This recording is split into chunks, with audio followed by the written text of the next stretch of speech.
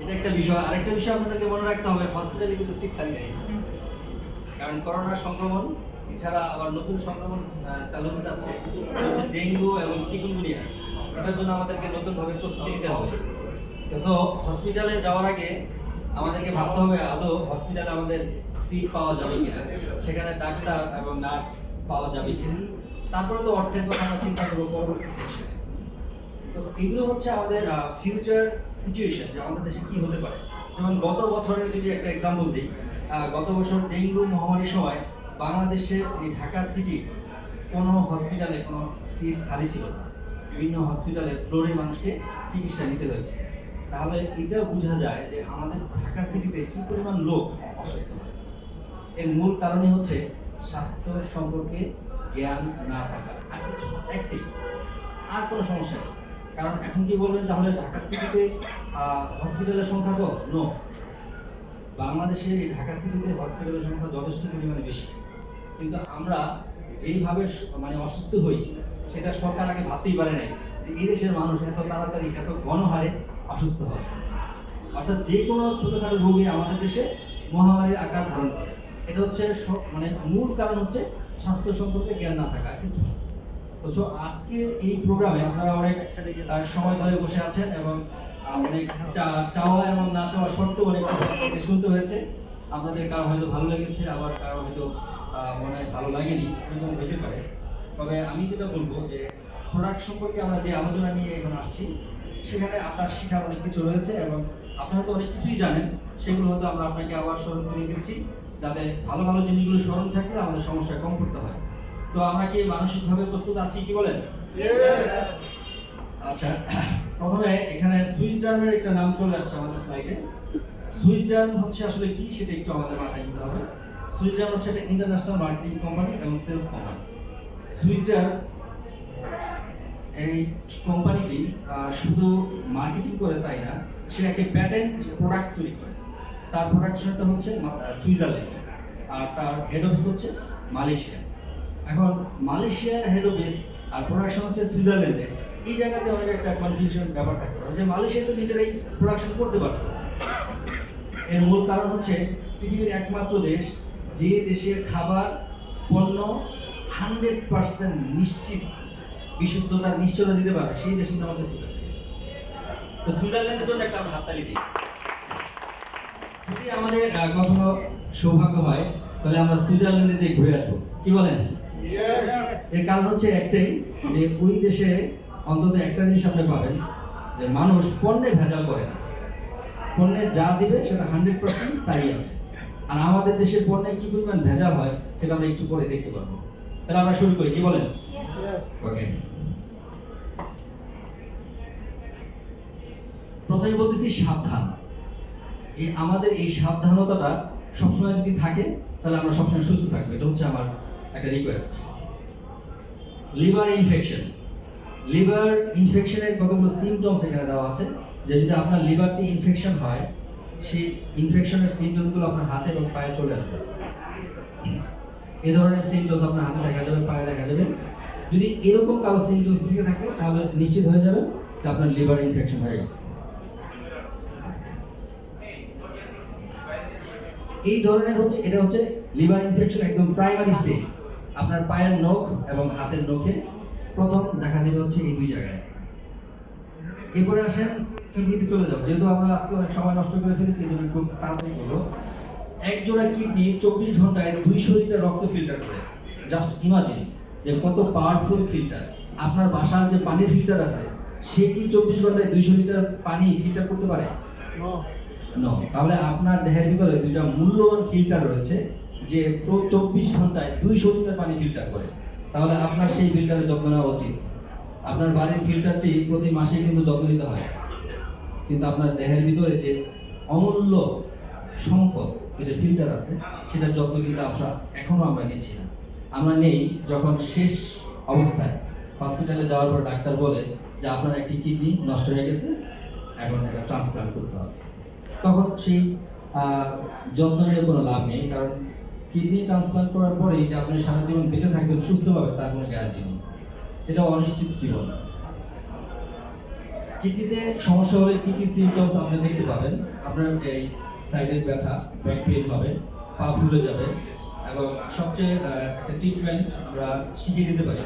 যদি আপনার পেশিতে, যে কোনো জায়গায় পেশিতে আপনি যদি প্রেস করেন, যদি সাথে সাথে সেটা ব্যাক করে চলে আসে, তাহলে বুঝবেন আপনি সুস্থ আছেন। আর যদি আসতে একটু সময় নেয়, তাহলে বুঝতে হবে কিডনিতে ঝামেলা শুরু হয়ে গেছে।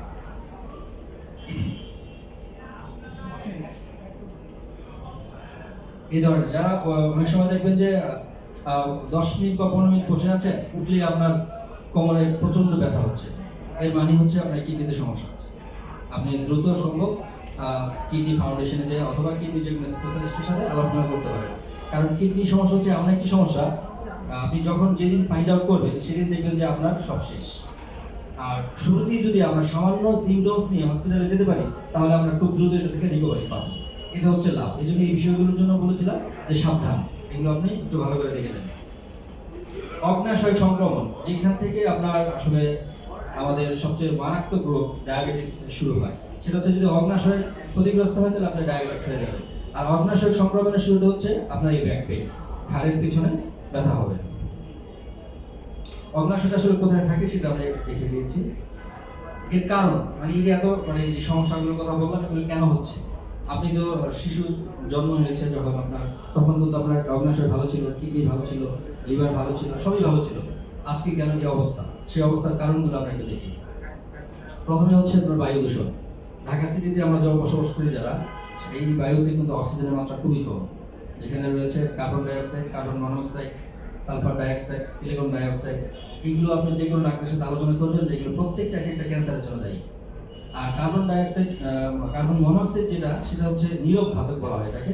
এটা আপনার ধীরে ধীরে আপনার সমস্ত অর্গান নষ্ট করে, এটার জন্য নীরব ঘাতক বলা হয়। আর ঢাকা সিটিতে সবচেয়ে বেশি আছে কার্বন মনোক্সাইড, যেটা আমাদের এই সিটিতে সবচেয়ে বেশি। এই জন্য সরকার বলে যে বেশি করে গাছ লাগান, কারণ গাছ যদি আমরা লাগাই, এই কার্বন ডাইঅক্সাইড এবং কার্বন মনোক্সাইড বাস থেকে কমে যাবে। যদি বায়ু থেকে এটা আমরা কমিয়ে দিতে পারি, তাহলে আমরা আসলে নিরাপদ থাকি।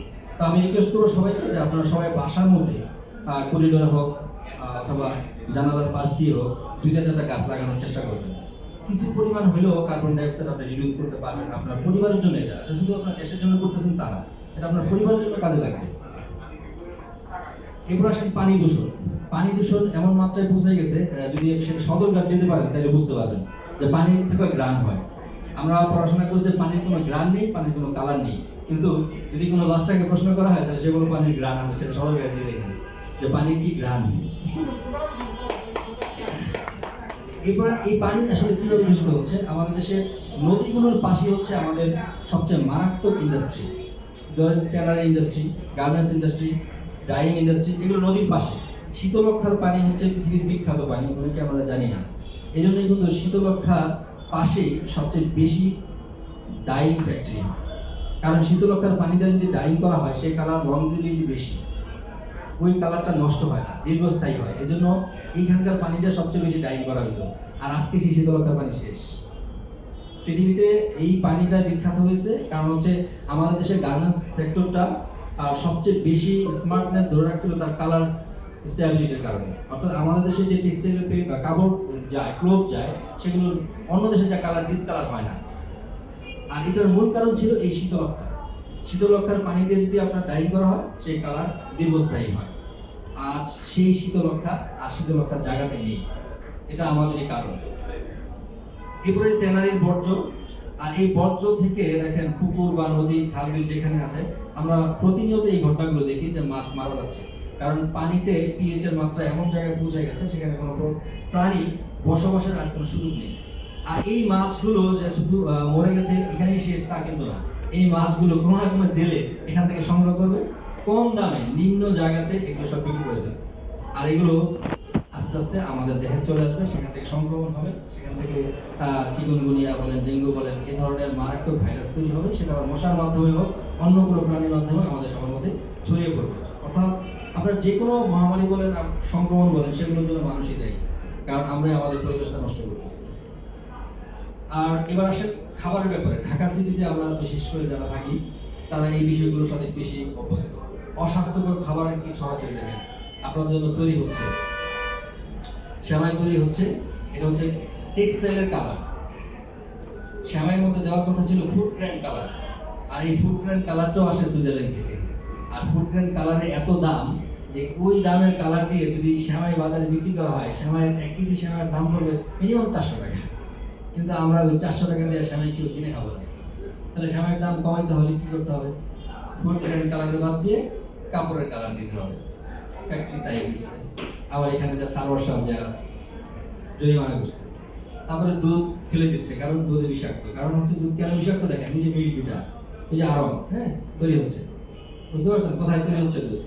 আর এই দুধ আমরা খাই। দুধের বালতি দেখেন, এখানে কেমিক্যাল দেওয়া আছে, ব্যান্থিয়াম একটা কেমিক্যাল গ্যাস আছে, ওটার সাথে আরো কিছু কেমিক্যাল যদি যুক্ত করি একদম পুরো দুধ হয়ে যাবে। আপনার খালি চোখে জীবনে ধরতে পারবেন না যেটা কেমিক্যালটা তৈরি। আবার এই দুধে সর পরে দুধ থেকে ছানা হবে, টেনশন নেই। আপনি কোনোভাবে প্রমাণ করতে পারবেন না বাসায় যে এটা দুধ না। এবারে আমরা ট্যাঙ্ক খাচ্ছি, দেখেন বাচ্চাদের ন্যাশনাল প্রোডাক্ট আমাদের দেশে নিডু এগুলো তৈরি হচ্ছে জিঞ্জিরাতে। রেস্টুরেন্টে আমরা খাই, দেখেন বাসি পচা ছত্রাক পড়ে গেছে ওই খাবার। যারা আমরা ফুচকা খাই, এই ফুচকার মধ্যে যে কালার করার জন্য কাপড়ের কালার ব্যবহার করা হচ্ছে। আম খাচ্ছি, সেখানে দেখেন ক্যালসিয়াম কার্বাইড, ফরমালিন। বহুত কয়েকবার র্যাব কিন্তু আম এরকম ভাবে ধ্বংস করছে, কিন্তু আসলে কয়দিন, এটা তার প্রতিদিন হয় না, মাঝে মধ্যে হয়। আমরা বাজার থেকে পটল খাই, দেখবেন পটলের কালার বাড়িতে ধুলে এরকম হয়ে যাবে। কারণ হচ্ছে পটল 2 থেকে 3 দিনের মধ্যে হলুদ হয়ে যায়, আর হলুদ পটল তো আপনি কিনবেন না। সেই জন্য ওরা আগে কি করছে, পটলের মধ্যে এমন কালার দিছে ভিতরে যতই হলুদ হোক বাইরে দেখা যাবে, বাইরে সবুজই থাকে। অর্থাৎ বাইরের অংশটা যাতে সবুজ থাকে সেই জন্য ওরা এই পটলের মতো কালার মিক্স করছে। এটা আবার কাপড়ের কালার, কারণ কাপড়ের কালারটা সহজে ওঠে না। এটা যদি আপনার লবণ বা অন্য কিছু কেমিক্যাল দিয়ে ধোন তাহলে কালারটা উঠবে, অথচ এই কালারটা আপনার কিন্তু রান্নার সাথে চলে যায়। ক্যালসিয়াম কার্বাইড দিয়ে আম কালার করা হচ্ছে এবং পাকানো হচ্ছে। এরপরে আসেন ট্যাঙ্ক তৈরি হচ্ছে কি উন্নত উপায় দেখেন, যেগুলো আমরা শিশু খাদ্য, শিশুরা বেশি চয়েস করে। এই ট্যাঙ্ক আমরা কোথাও যদি মেহমান হয়ে যাই সেখানে আমাদের এই ট্যাঙ্ক দেওয়া হয়। ট্যাঙ্ক খাওয়ার সাথে সাথে দেখবেন আপনার গলা বুক জ্বলাপোড়া করতেছে, এটা 100% গ্যারান্টি দিয়ে দিলাম। বাংলাদেশের উৎপাদিত অথবা ইন্ডিয়ার উৎপাদিত ট্যাঙ্ক খাওয়ার সাথে সাথে আপনার গলা বুক জ্বলবে, মানে হচ্ছে আপনি কেমিক্যাল দিয়ে ফেলেছেন। জুস তৈরি হচ্ছে, আমরা বিভিন্ন আইটেমের জুস বাজার থেকে পাই। আপনি লিচু খাবেন, ন্যাচারাল লিচু, বা লিচু তো আর ফ্যাক্টরিতে তৈরি হয় না, এটা ভালো খাবো। এটারও ভালো কোনো জায়গা রাখে নাই, গাছের মধ্যে থেকে স্প্রে করা হচ্ছে কীটনাশক যাতে লিচু ভালো থাকে। বাজারে চলে আসছে নতুন আইটেম, ফেক রাইস, অর্থাৎ কেমিক্যাল রাইস, প্লাস্টিক রাইস। আপনি ধরতেই পারবেন না যদি না শিখে রাখেন। অরিজিনাল রাইস যেটা, সেটার কালার চেঞ্জ হয়ে যাবে পানির সাথে ভিজানোর সাথে সাথে, আর যেটা প্লাস্টিক সেটা কিন্তু আগের মতোই আছে।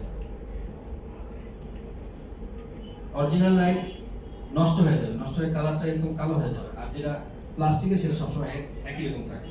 আপনি তো ফ্রিজে রাখেন, আপনি মনে করবেন যে হয়তো ভালোই আছে, নষ্ট হয়নি, আসলে বাস্তব তা না। আসলে বাস্তবতা হচ্ছে ওই রাইসটাই ছিল প্লাস্টিকের রাইস। ধরা খুব কঠিন। আমরা আপনারা কেউ বাজারে যখন যাই কোনো কেমিক্যাল রিএজেন্ট নিয়ে যাই না, যে কোনটা ভালো, কোনটা প্লাস্টিক, কোনটা কেমিক্যাল দেওয়া, এগুলো পরীক্ষা করি না। আমরা তো জাস্ট চোখের দেখা যতটুকু ভালো মনে করি ওইটা আমরা কিনে নিয়ে আসি। আসলে আমাদের দেশে এখনো আমাদের যে বিএসটিআই সায়েন্স ল্যাবরেটরি এখনো তারা সীমাবদ্ধতার মধ্যে আছে, যে অনেক রিএজেন্ট এখনো বাংলাদেশে নাই যেটা দিয়ে আমরা পরীক্ষা করে দেখব যে মাছের মধ্যে ফরমালিন দেওয়া হয়েছে। এটা পরীক্ষা করার মতো বাংলাদেশে সেই ধরনের রিএজেন্টের ঘাটতি রয়েছে। বেকারিতে আপনার এই যে মুরব্বা তৈরি করা হয়, প্লাস্টিকের মুরব্বা, আপনি শাকসবজি খাবেন সেখানেও কিন্তু মুক্তি নেই, সার তো আগেই দেওয়া হয়েছে, পরে দেওয়া হচ্ছে কীটনাশক। আর এই বজ্র আমরা প্রতিনিয়ত আমাদের বাসার আশেপাশে আমরা দেখতে পাই, ম্যানহোলের ভিতর দিয়ে এগুলো পর্যায়ক্রমে নদীতে যায়, আর সেই নদীতে কিন্তু মাছ থাকে। এরপরে আসেন হাইব্রিড ফুড। আমরা যে মুরগি খাচ্ছি, সেই মুরগির মধ্যে কিন্তু বিভিন্ন ধরনের অ্যান্টিবায়োটিক দিয়ে এই মুরগিগুলোকে মোটা তাজা করা হচ্ছে। আবার যে ফল খাচ্ছি বিভিন্ন ধরনের কালার দিয়ে তাদেরকে রঙিন করা হচ্ছে, যাতে রঙিন হলে আমাদের চাহিদাটা বাড়ে, কাস্টমার দ্রুত ওই প্রোডাক্ট কেনার জন্য আগ্রহ প্রকাশ করে। যার ফলে ব্যবসায়ীরাও আমাদের ব্যাপারগুলো তারা বুঝে ফেলেছে, এজন্য বিভিন্ন খাবারে তারা কালার ইউজ করে। আর এই ধরনের খাবার খেয়ে আমাদের স্বাস্থ্যের অবস্থা আজকে এই অবস্থায় আছে। এরপরে আমরা এই জায়গা থেকে বের হওয়ার জন্য আবার কি খাই? মেডিসিন খাই। তাহলে টোটালি আসলে কি খাচ্ছি আমরা? আসলে রাসায়নিক বর্জ্য খাচ্ছি, কোনো খাবার খাচ্ছি না। এটাই হচ্ছে আসলে সর্বশেষ। হয়তো মনে হচ্ছে আপনি খাবার খাচ্ছেন, আসলে অরিজিনালি যদি সেই খাবারগুলোকে যদি আমরা ন্যানো টেকনোলজির মাধ্যমে রিসার্চ করে দেখি, দেখবেন সবই বজ্র, আসলে খাবারই নেই। তারপরে হচ্ছে পর্যায়ক্রমে কি হয় খাবার খেলে আমরা বুঝতে পারছি। মায়ের গর্ভে যে শিশু বাচ্চা আছে তার ভিতরে, দেহের ভিতরে কিন্তু সেই বজ্র চলে যাচ্ছে। এরপরে সে বিভিন্ন ধরনের দূষণের মাধ্যমে কিন্তু ওখান থেকেই, অর্থাৎ মাতৃগর্ভ থেকে সে রোগ নিয়ে জন্ম নিচ্ছে। তাহলে সমাধান কি? আমাদের প্রশ্ন, এতই জন সমস্যা, তাহলে এখান থেকে বের হওয়ার সমাধান কি? আমাদের তো সবার টেনশন। সরকার কি আমাদের এই সমাধানের দায়িত্ব নেবে? সরকারের পক্ষে সম্ভব না।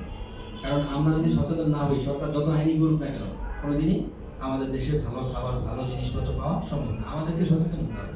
আমরা যদি মনে করেন রঙিন ফল খাওয়া বন্ধ করে দিই, অর্থাৎ ফলগুলো পাকলে যে রঙিন হতে হবে, কলা দেখবেন যে আমাদের কলা যেগুলো হলুদ হয়েছে ওগুলোর প্রতি আমাদের আকর্ষণ বেশি, আর যেগুলো হলুদ হয় না, সবুজ হয়ে গেছে, আমাদের ধারণা এগুলো পাকে নাই, এগুলো খাওয়া যাবে না। হলুদ ফলের প্রতি আমাদের আকর্ষণ বেশি থাকে। এই জন্য ব্যবসায়ীরা চিন্তা করছে হলুদ যত খাইতে চাও ঠিক আছে, অসুবিধা নেই, হলুদ করার ব্যবস্থা আমি করে দিচ্ছি। বাস ক্যালসিয়াম কার্বনেট দিয়ে দিচ্ছি, হলুদ হইতে বাধ্য, আমরা হলুদ খাবার পেয়ে গেছি। তারপরে আপনার চাল কিনতে গেছেন, সেখানে দেখেন যে আপনার কোনটা বেশি ফর্সা, সাদা ঝকঝকে, বাস সেটা কিনতে গেছেন। তো ব্যবসায়ীরা চিন্তা করছে প্লাস্টিকের চালই খাও, এত ঝকঝকে যখন খাইতে চাও তাই ঠিক আছে প্লাস্টিকের চাল খাও, ঝকঝকে খাও। আর দুই চারটা যে কালো চাল থাকলে বলে এই চাল ভালো না, হ্যাঁ এগুলোর মধ্যে কালো কালো কেন, মরা চাল ভরা, তোমার চাল ভালো না। এই জন্য প্লাস্টিকের চালে কোনো মরা চালের সম্ভাবনাই নেই। ন্যাচারালি হলে সেখানে দুই চারটা মরা চাল থাকবে, কিন্তু প্লাস্টিকের চালে মরা চাল কখনোই থাকবে না। তাহলে এগুলো আসলে আমাদের সচেতন হতে হবে, তাহলে ব্যবসায়ীরা অটোমেটিকলি বাধ্য হয়ে যাবে। অর্থাৎ দোষ আমাদের, ব্যবসায়ীদেরকে আমি দোষারোপ করবো না। আমরা যদি সচেতন হয়ে যাই তাহলে দেখবেন যে অটোমেটিকলি বাজারে সেই পণ্য চলে আসবে। আমি আমার একটা এক্সপিরিয়েন্স শেয়ার করি এখানে। লকডাউনের সময় আমি মধু কিনতে গেছিল খিলগাঁও রেলগেট বাজারে। তো আমি যে বললাম যে আপনার মধু তো সব মানে জমে নেই, সব তরল অবস্থায় আছে, কিন্তু অরিজিনাল মধু তো জমে যাবে, ফ্রিজের একটা জমে যায় ঠান্ডা। কি বলেন স্যার, এটা অরিজিনাল মধু? তাই আমি ওই দিন আনি নাই। 3 দিন পরে আমি ওই দোকানে গেছি, সব মধু জমে গেছে। সে বুঝলো যে কাস্টমার এখন অরিজিনাল বলতে যে মধু জমে যাবে সেটাই সে নিবে, এই জন্য সব মধু সে জমা গেছে। তাই বললাম কি ব্যাপার, আজকে সব মধু জমে গেছে, বাজার অরিজিনাল যাচ্ছে। অর্থাৎ আপনি যে প্রোডাক্ট ডিমান্ড করবেন, যে কোয়ালিটি ডিমান্ড করবেন, সেটা আপনাকে তৈরি করে দেবে। কারণ কেমিক্যালি সব তৈরি করাই সম্ভব, ন্যাচারালি সব তৈরি করা সম্ভব না।